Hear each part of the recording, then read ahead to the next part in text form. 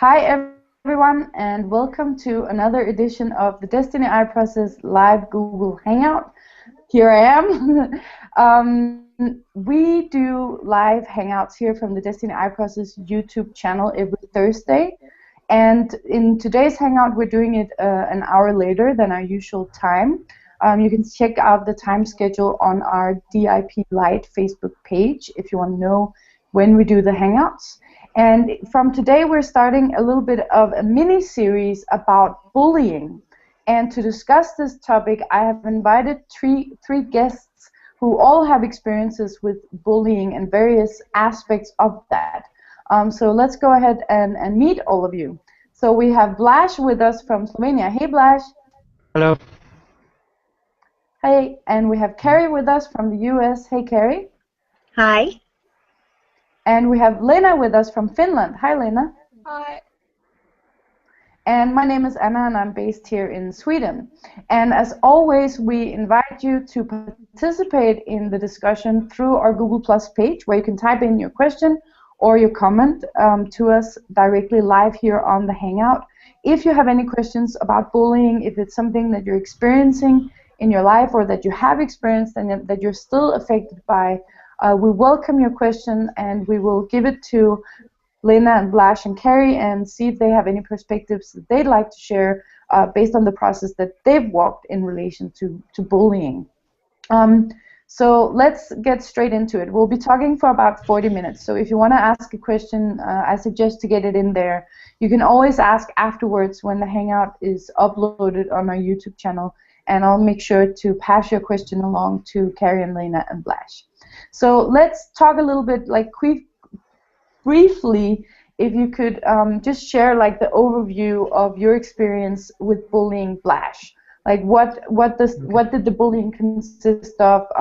When did it happen? Where, and so forth. So the bullying for me started when I came into primary school, and I was more of a shy person. I didn't talk too much, and I didn't have many friends usually. So I guess I was like a sort of a magnet for bullying, and so I got like bullied quite often in different ways. Or people would just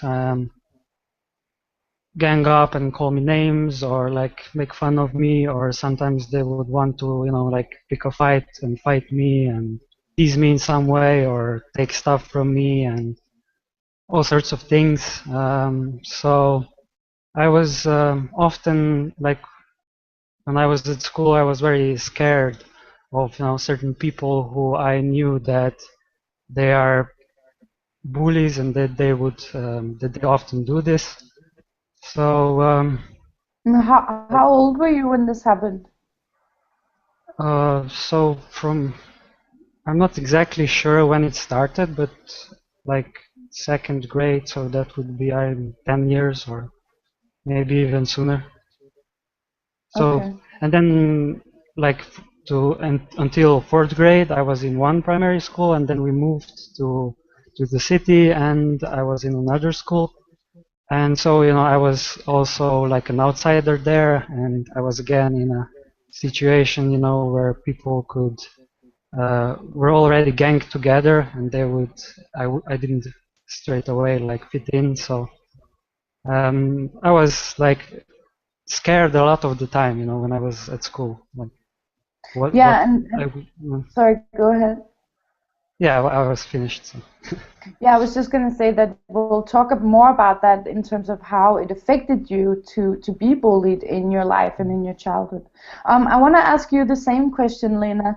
How was your experience of being bullied? Like, where did it happen, and how did it happen for you? Okay. I lived on a really small island. There was like 800 people year round. Our island was really heavily divided to two groups: the Finnish-speaking and the Swedish-speaking people. There's more Swedish-speaking people, and I was the Finnish-speaking people, so that put me in a minority right away. There was quite a lot of unhappiness on the island. People were really depressed. There was a really bad economic state and stuff like that. And I went to daycare about 3 year old when I was three, and I started to get bullied on because I spoke Finnish. Then the bullying continued on and got worse and worse and worse. Basically, people left me alone, or then they called me names, or they like ganged up against me. That continued to the first grade, and then I kind of understood that I'm bullied because of my eye and because I have a weird eye. And other kids my age started to notice that as well, and I got bullied more and more, and there even were a few incidents of like physical assault, or yeah. Then that continued on to college. I went to college, and again the same happened. I was left alone, isolated. In the first year, I got to know that about all of my age group hated me, and so I was left alone by all of them. So then I got into the older groups, and I then stayed there for the entire time left in schools. When But did I you say that? stopped, yeah, when I Sorry, stopped school, sorry. Go ahead. uh, I didn't get bullied anymore. When what? What did you say? What? You said when what happened? Did it stop? When I stopped going to school, when I graduated, then Right. the bullying just stopped. All of Did it. you say it was college or high school? High school, I believe it's called. Yes, high school. Sorry. Right. Okay. Okay. Yeah. So that was like quite a long, like basically your entire Yeah, solid education. 15 years. Yeah. And how about you, Carrie? Because I know that you have both experiences from being bullied, but also from being a bully yourself, which is quite rare to be able to actually be able to discuss this from having both perspectives. Okay, cool. I grew up in a trailer park, and there were lots of age ranges of kids in the trailer park. Typically, the older ones would pick on the younger ones. It's like a pecking order. Uh, I also, when I went to school, there was kids there that, threatened to beat me up and whatnot. I didn't become an introvert. I actually became a little bit more aggressive. And I started playing sports at a very young age. I think I was first grade, actually, when I started to get into things like kickball. And so that changed how the other kids saw me. I was no longer different. I guess when I first started the school experience, I didn't have many social skills, so I was kind of seen as weird, which made me a target. Which, when I became more of an aggressive kid and more of the bully, those were the kids that we would target, were the ones that were socially awkward, or were physically different, or were easily to get a reaction out of them. So if you could get a kid to cry, that was like a huge energetic experience. It was like a rush. As I got older and into like 7th, 8th grade, and then on to high school, one of my friends and some adults and other kids, they started spreading rumors about me and gossip throughout the town.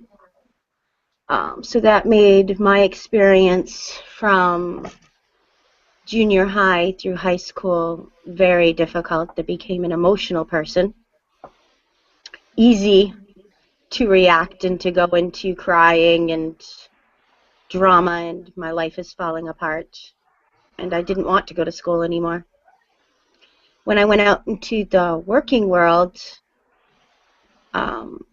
it wasn't as much of an issue, I guess. By the time when you start growing up, I guess bullying changes, it evolves.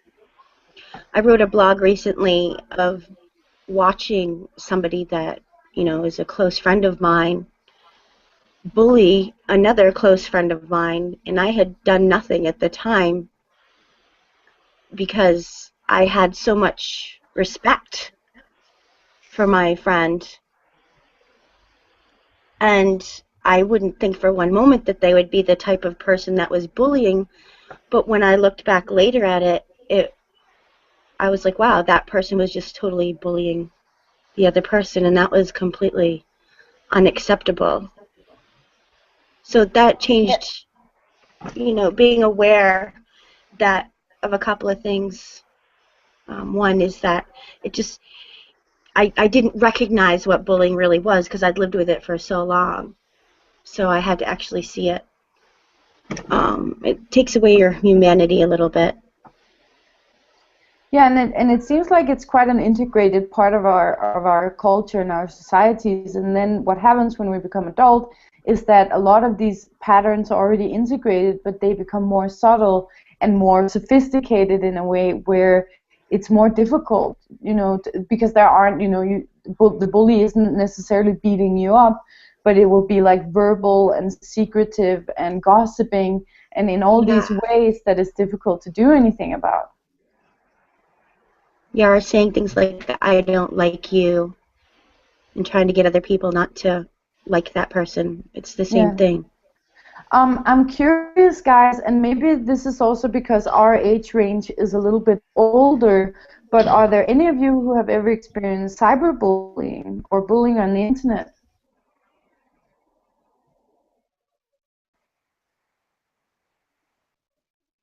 No, I haven't. I've seen trolls and had trolls not like something I've said on the internet and try to discredit me or make me look as though I don't know what I'm talking about. But that's the extent of it. Right. How about you, Lena and Blash? I only had like individual points where someone would post abusive comments to reply my comment, for example, but I wasn't like really bullied by someone constantly, for example. So. And how about you, Lena? Sorry, Blash, go ahead. Yeah, I didn't also experience it so intensely because on the internet you can just close the page and you don't. It's not so. You can just go away, for example. Like you're not forced to be with these people for 10 years. Yeah. How about you, Lena?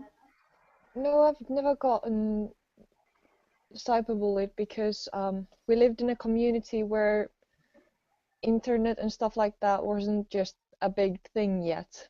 Nowadays it is, but not really, no. Yeah, so we can say that we're not then going to go into the specific point of cyberbullying here. If that is something that you have experienced or that you are experiencing, I suggest to continue to keep watching the series as we will most likely go into it.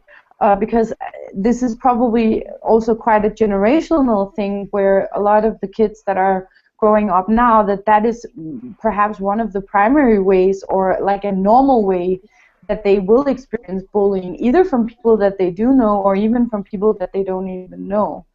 So that's like a whole new culture of bullying that's coming up now.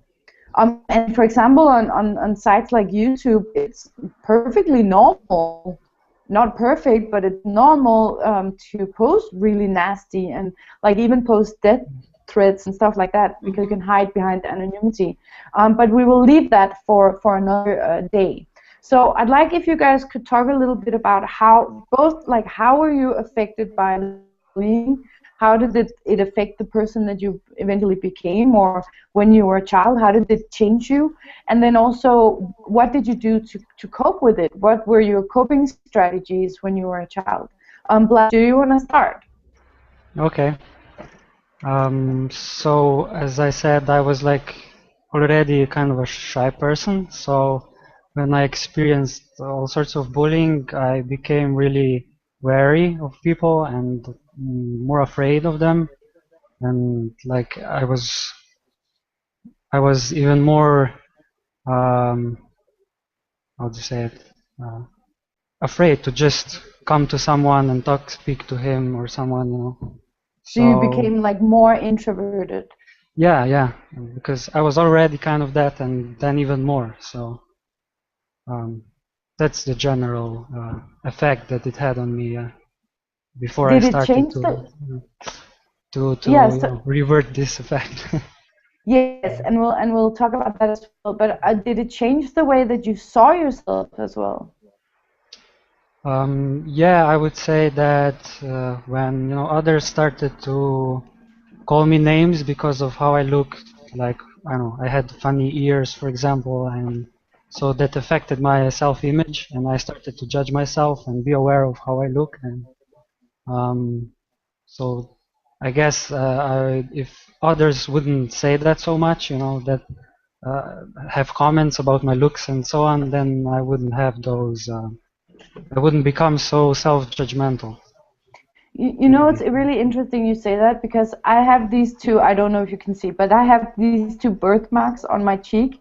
Mm. And I remember one time in the fourth grade or whatever, and some kid started making fun of them and saying that they were ugly or disgusting or whatever. And I had never in my life, like, I knew that I had them when I looked in the mirror, but it was never something I ever thought about. And suddenly it became this like huge thing on the side of my face, and oh my God, it's so embarrassing, and I wish I could remove them. And I really think that kids are not be taught, to be careful and considerate, and in terms of how it can affect you, and it like completely changed the way that you see yourself, and something is like blown out of proportion. Like Yeah. a kid being redhead or having glasses, and it's suddenly being made into this like huge flaw. So that's quite interesting. Is that something that you've experienced as well, Lena? Yeah, I didn't really understand that I looked different uh, until the end of daycare, like, and starting of school. And when I got into school, there were so many people older than I was, and they all took notice of my eye, and then they started to pick me on it, and suddenly I just wanted to hide it. I wanted to just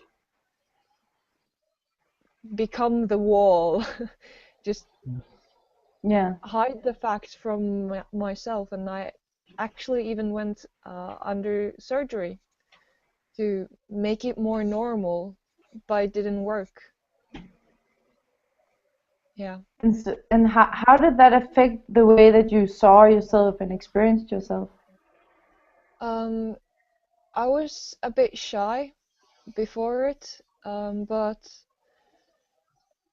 I really wanted others to like me, and I was given the stereotype of a good girl, and I tried to then please other people around me, and in that I told myself that every time other people react, it's because of me, because I'm this inherently bad person because of my eye, and other people must have a reason to bully me. No one just bullies someone out of no reason. So I thought the reason was my eye, and so I thought, well, I can't change it, so I'm gonna be like this forever. Hmm. And I tried to make myself as pleasing as possible, so I tried not to make anyone react. And in that, I made myself um, I suffocated all the negative feelings and emotions like anger and frustration, because every time I showed them, people got angry to me.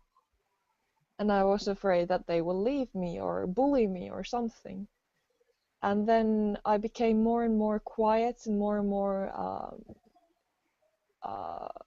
I closed up, and I started to read and just escape in the reading. So I became a lot more introverted and judged myself immense amounts. So you took the if you can't beat them, join them route.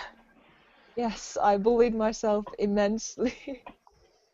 Yeah, and I mean, as a child, because you don't know how your mind works, and you know, you're just like kind of put there in this situation with these other kids, and then you just kind of grasp at any seemingly logic that you can, where it's like, okay, but then there must be something wrong with me. That makes sense. Everyone is saying it.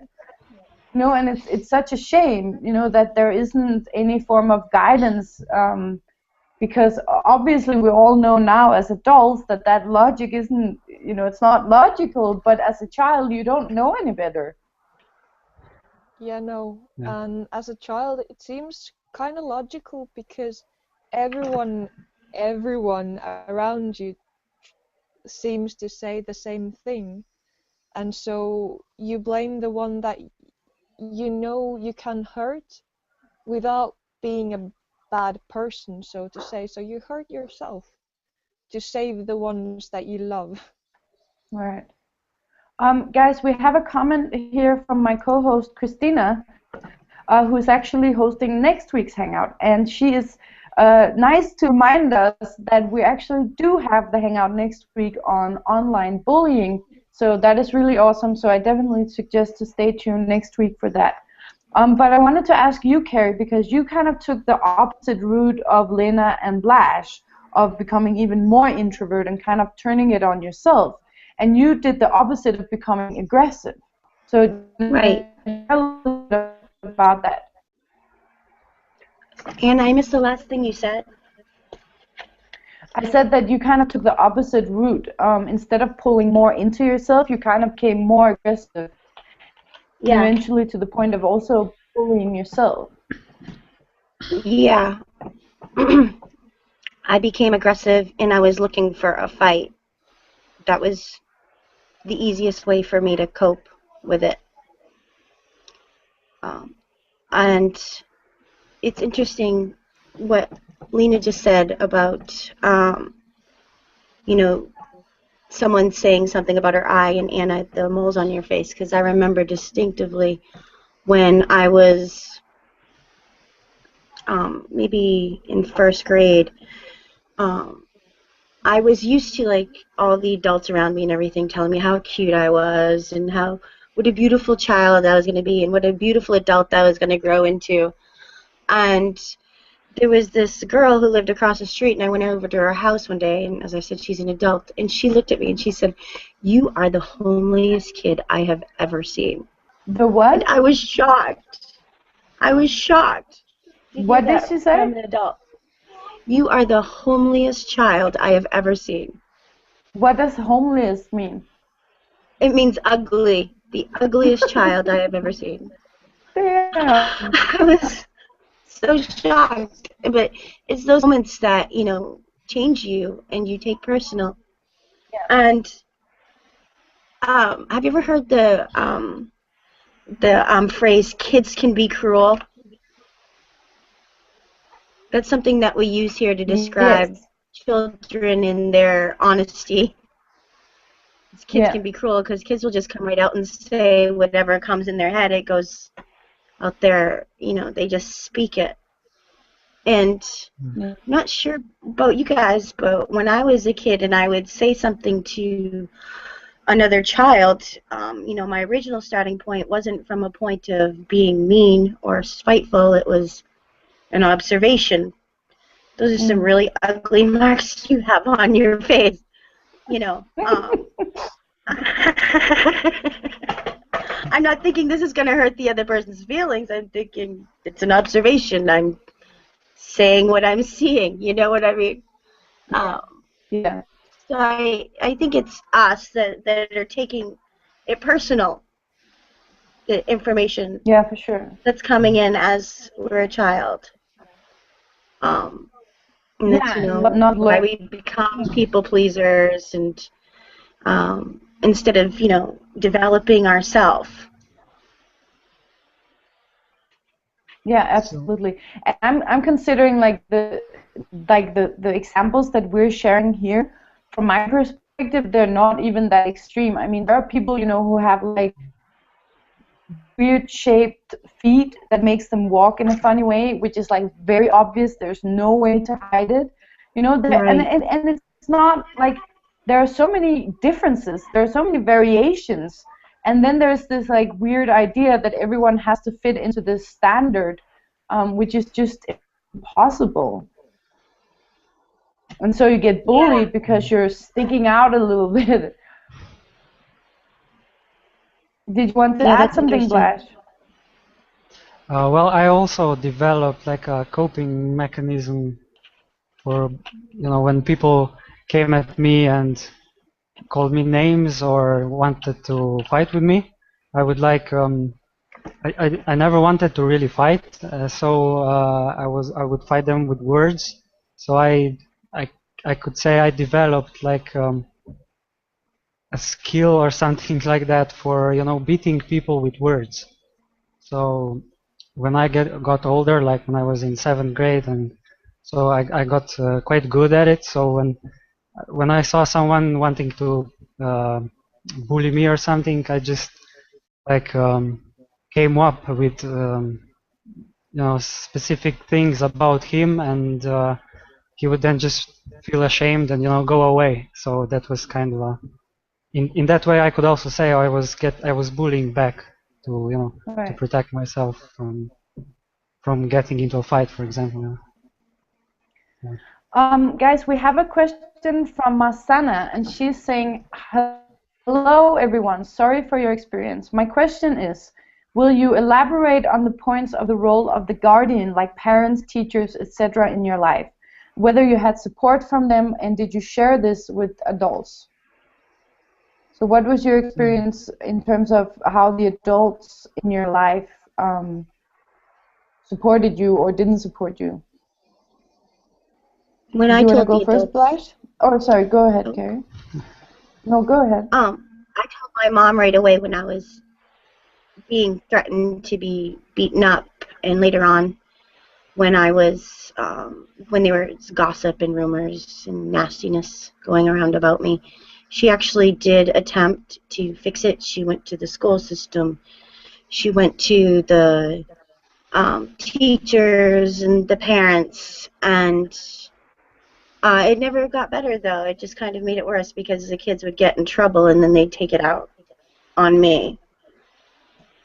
That was what I noticed as far as the support system Yeah, went I back then. yeah, I think that's quite common, and especially the older that you get, where it's like, don't be a snitch. Right. So it's like you're telling on them. Lena, is it true that did you actually experience being bullied by a teacher? Um, no, it was actually Lauri who had that. Right, okay, I remember But someone telling me a story about that. yeah, um, about that, Carrie, the point that you would get bullied because you had said something about it, we had that a lot as well.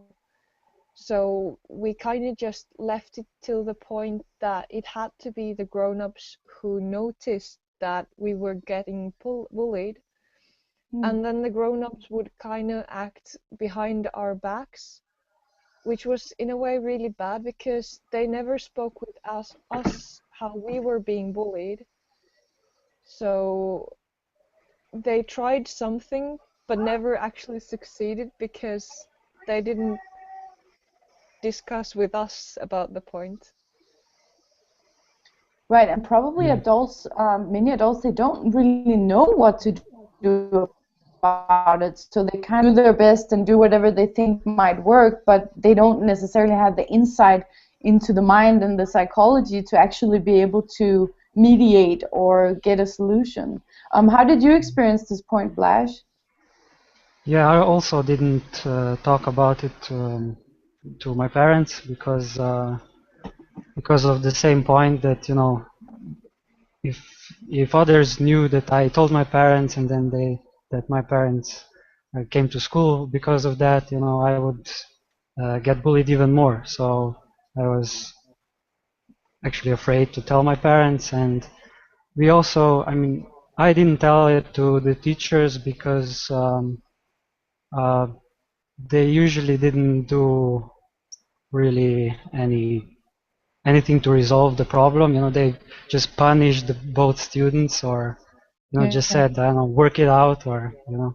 Yeah, well, they It say didn't. that's not okay. Stop doing that. Yeah, it didn't change anything really. So, Right. um, Yeah. yeah.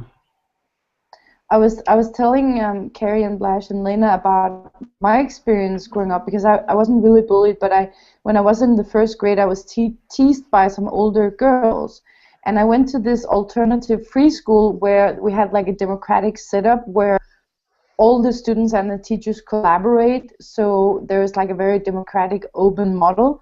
And so once a week we had this meeting where we could talk about what had been good during the week, what had been bad. And so in the first grade, I stood up and I said, and this was like after it's been happening for some months, that these two older girls, and I think they went to maybe like the 6th grade or the 5th grade, because we were like several ages together. And I said that they had been teasing me and that I wanted them to stop. And then they stopped. And that was quite like remarkable. And you were saying, Carrie, that you hadn't really heard about, like that would surprise you because you would assume that it would get even worse. Yeah. So do you guys see that something like that could be a solution, that like that it's not necessarily just the parents' problems or the teachers' problems, or like I want also us to talk a little bit more about the solutions, but would you say that it's actually a democratic problem, or like should it be opened up in a larger group? Do you Yeah, think that would have certainly. worked do you think that would have worked for you at your school, Lena? Yeah, yes. There was a bit of a the Swedish side of the island hated the Finnish side of the island, so there would have been some conflict, but it would have been better, yes. Right, so it's like also relating to like an even larger like cultural conflict. Yeah. Yeah, that also makes it more complicated. Could you then, if we could go into a little bit talking about, because we don't have that much time left, and it would be really cool to hear you guys' perspective on the solution that you're working for yourself. So in terms of how you are now supporting yourself through the tools that we share at Destiny and in general, in terms of the way that you were affected by bullying and also into adulthood, and how you have now started to work on that in your own process. Carrie, do you wanna start? Sure.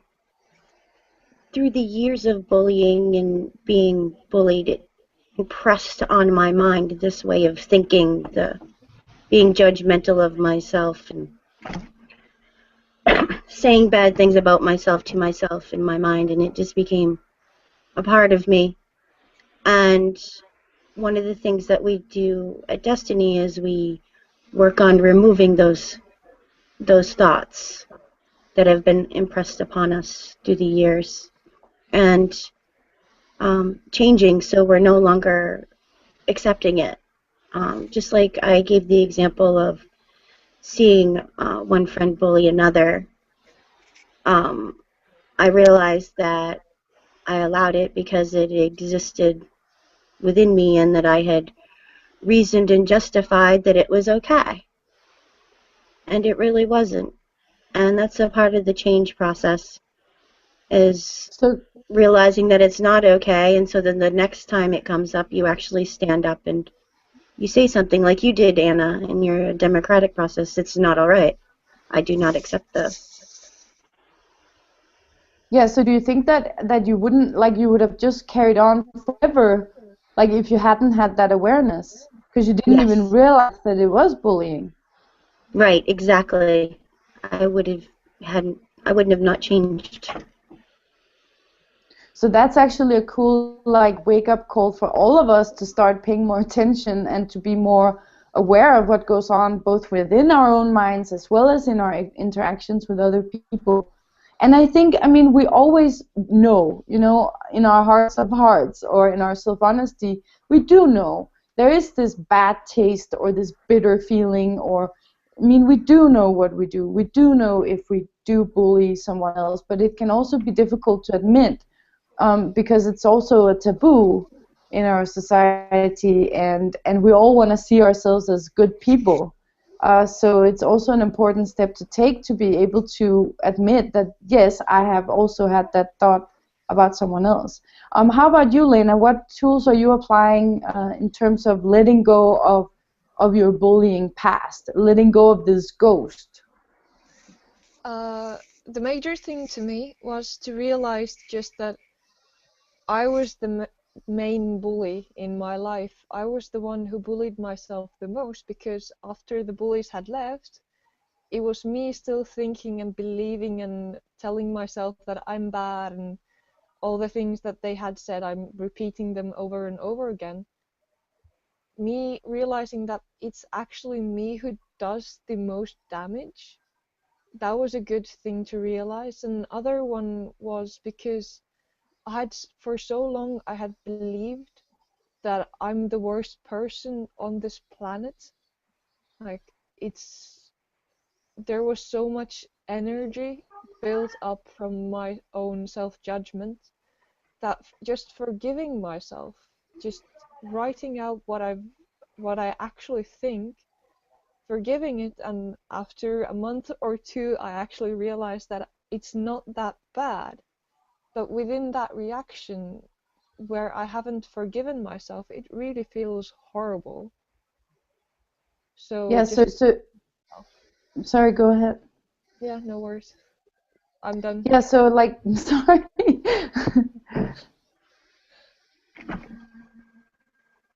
Okay, so it's like you actually have to also look at those thoughts and look at what is it actually that I'm thinking about myself. Where is this actually coming from? So it's kind of like we talked about earlier in the hangout, that you develop this kind of funny childlike logic as a child, and then without even realizing it, you keep using that as an adult. You don't even realize it. So you have to actually sit down and question, but is it actually true? Does this physical appearance that I have make me the most evil person on the earth? Okay, no, that wouldn't make any sense. Okay, so I have to let it go, kind of, that you have to kind of show yourself, basically what an adult should have done with you back then, Yes. in a way, Take So be take that That's a adult really for good yourself. point. myself that my appearance doesn't affect the person I am. Yeah. Because I see that, me with the two beauty marks, if because that only happened one time, and it still, like, shook me, I remember. But if I had kids telling me that every single day, all the time, and, like, really, like, pushing me out because of it, and you're nasty or whatever, I mean, I would have probably developed the same insecurities that you do. So it's also, like, just a matter of the scale of it, or, like, the proportions of it. But because it only happened one time, it wasn't something that got, very, I didn't take it that personally, or it didn't become a part of me. But if it had, so what I would do if it was me is that, it's also to accept that part of yourself, and, really look at it, and see, okay, like you said, it's not bad. It doesn't change who I am. It doesn't change what I'm able to do in this world. It doesn't change my actions. So why should I let that control me or limit me? Yes, and I even went to such extent with my own self-hate and my own, like, I hated my body so much that I just kind of shut myself down inside of it. So I'm at the moment reconnecting with my body, that it's actually my body and I must take care of it. I am it, so it's just accepting it's a part of myself. Yeah, I can definitely relate to that. Very cool. And how about you, Blash? How have you supported yourself? Well, the similar ways with self-forgiveness and the tools that we use in the Destiny. But what I wanted to say is that I was thinking, about how much easier it would be for me if I already knew back then how to use self-forgiveness in those moments where I just went into fears and judgments, and because that was like the worst part of it, because I don't know, maybe I got hit by someone, but that was like a momentary thing, and I really took it personal and then created fears, and that was actually much worse than that short situation, that conflict, that happened. So it would be really cool if we could, just teach and show children today how to use self-forgiveness, how to not take things personally, how to stabilize self, and how to also then, when you're stable, you can also consider the other person, the bully, and look at, okay, why is he doing what he's doing, and how can I maybe help him to see that he doesn't have to do it, and so Yeah, that would be, we have to work on that also.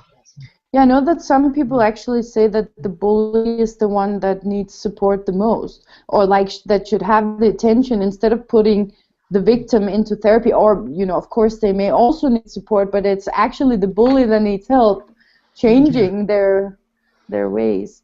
But guys, just quickly before we finish here, to latch on to what you said, Blash. If you could share just a quick point on what you see is like the reason why we bully each other, and what do you see could be the solutions to it in addition to what Blash just said. I don't know who wants to go, Carolina. I can go. I agree with you, Anna. Or about the point that, in my opinion, it's more the bully that needs the help and attention, because no one just wakes up one morning and go like, I'm gonna be a bully for the rest of my life. Yes, this sounds like a good idea. It's a accumulation. What I've seen, it's so much of an accumulation that they don't know how to express themselves, or how to they've seen the influences of their peers and their parents and don't know how to react to stuff, so they bully. It's an easy solution.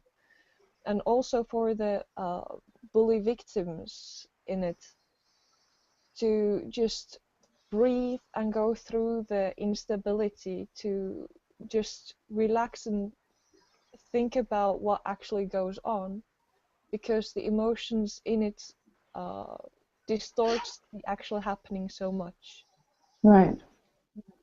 Yeah, in the end, possibly going to such a point where bullying is not needed anymore. That would be really great. Yeah, like where it's not a consequential outflow because we're not living effectively together. Yes. We don't know, we don't know ourselves. What do you say, Carrie? What I found that started my bullying was the fact that I could. It was an act of self-will.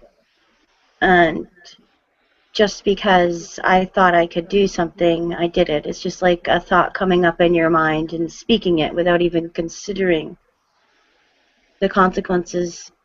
So as parents and teachers, I see that it would be a cool starting point to make that very clear, is just because it's coming up in your mind doesn't mean you have to say it or act it out. Yeah, and sorry, go ahead. Just because you can doesn't mean that it's a best thing for you to do. Yeah, and then in relation to that, it can also have a lot to do because, like, I could imagine that about feeling powerful and feeling empowered.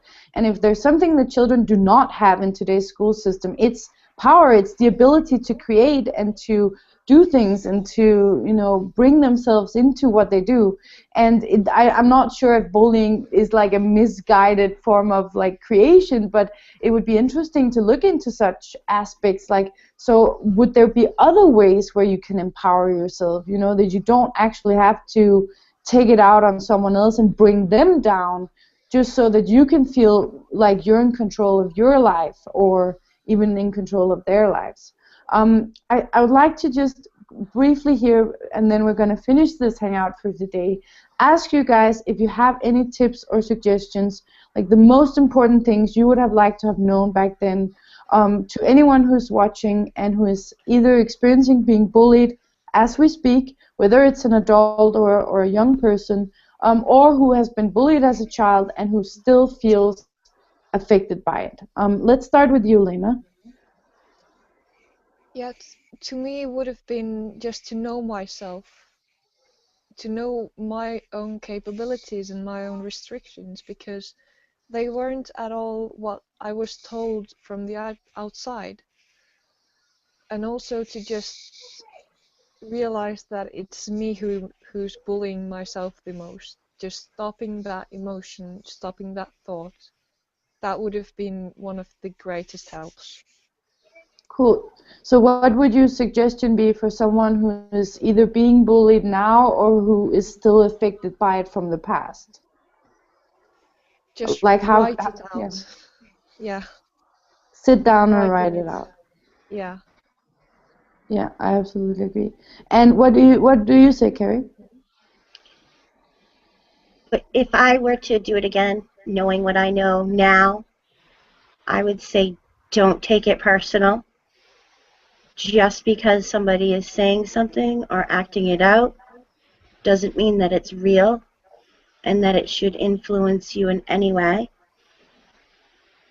And if you do find yourself reacting, what you want to do is take that point and open it up and figure out why you're really reacting, because obviously there's a part of you that hasn't come to terms with whatever's being brought up.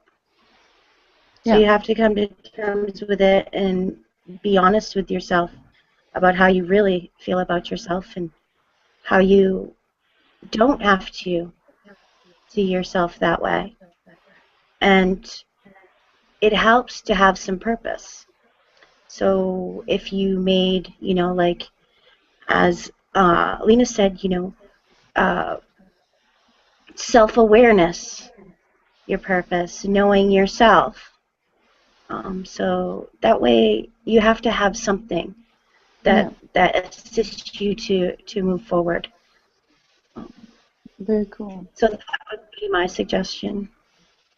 And how about you, Blash? Yeah, it would definitely be to first, learn to use self-forgiveness and to be self-honest, to see how we use our own thoughts to create fears and emotions, so that we can first, stabilize ourselves and really create that self-certainty, where when you know that even if bullies come and start saying stuff and try to pick a fight, you will be stable and you'll have that self-certainty that you can stand and not accept what they're trying to do. So basically, yeah, that, I guess, yeah. Yeah, and I would say, and goes specifically to like a young adult or a teenager or even a child, or it could even be an adult. This is based on my own experiences, that this whole friend group, who's friends with who, how many friends do you have, does anybody invite you out for Friday night? I know that it seems like life and death, like it's the most important thing in the entire world, or at least that's how it seemed to me. It's not. The most important thing in the entire world is your relationship with yourself. So if you're staying home all night, every day, by yourself, doing whatever with yourself, that does not make you a failure, that does not make you a horrible person or anything like that, because you're the one, you know, you're going to be with for the rest of your life. Most likely you're never going to see these people again, or you are if you so decide to, but it's not going to define your entire life. It's not a matter of life and death. Because I really remember I experienced it like that when I was a child. Like, oh my God, if that girl's not going to be friends with me, I'm going to die, you know. Or, oh no, no one is inviting me anywhere. This is so horrible. It's really not that important.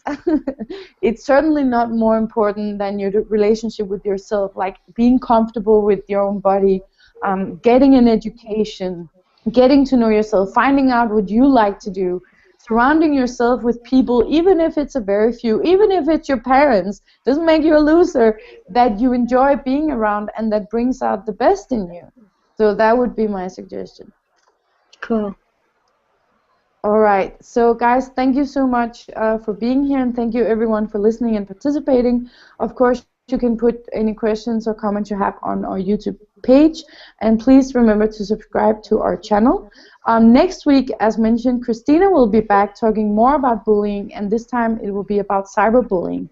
Tomorrow we have our usual Destiny movie night hangout, and it's going to be about Miyazaki's The Princess Mononoke movie, which is amazing. If you haven't watched it, I definitely suggest to go and do that. And the host will be Victor. So Lena and Blash and Carrie, thank you so much for being here. Bye. Bye, Thank everyone. you. Bye.